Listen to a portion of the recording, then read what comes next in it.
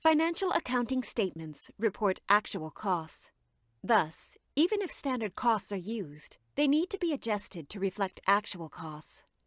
For variable costs, the difference in cost allocation comes from discrepancies in the estimates used to build the standard and actual costs.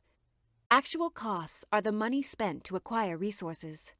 For instance, if a company uses 35 euros per hour of direct labor in its standard costs, but ends up paying 34 euros 50 per hour, then the company ends up with lower labor costs than what standard costs recorded. Financial accounting needs to report the actual cost of 34 euros 50. The total difference is multiplied by the number of hours worked. This difference is then allocated to all the units that used this labor. Some units may have already been sold, so part of this difference is assigned to cost of goods sold. Similarly, other parts of the difference are applied to finished goods inventory and the work in process inventory. A difference between standard and actual costs of raw materials will also be allocated to raw materials inventory.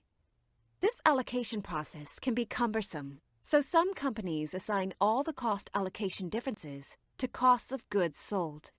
This shortcut is acceptable, provided the difference is not too large. Differences in cost allocation of fixed costs may come from two sources. The first is the difference between the estimate of total fixed costs used to determine the standards and the total actual fixed costs. The second comes from the difference between the expected capacity used to estimate fixed costs per unit and actual volume.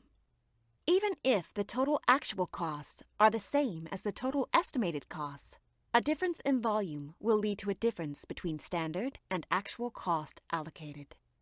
For instance, the total fixed cost of operating a manufacturing department is 120,000 euros per year.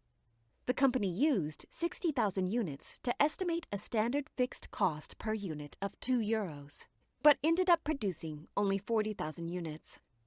Fixed costs allocated to units produced were therefore 2 euros times 40,000 units equals 80,000 euros, which is substantially lower than the 120,000 euros. This is called underallocated or underabsorbed fixed costs. If 60,000 units is the production capacity, the 40,000 euros that has not been allocated is the cost of excess capacity and is treated as a period cost. It is also possible that a company produces more than its average capacity. For instance, suppose that the company produces 65,000 units. In this case, the cost allocated amounts to 2 euros times 65,000, which equals 130,000 euros, which is higher than the 120,000 euros actual fixed costs. This 10,000 euro difference represents an overallocation or overabsorption of fixed costs and is recorded as a period cost.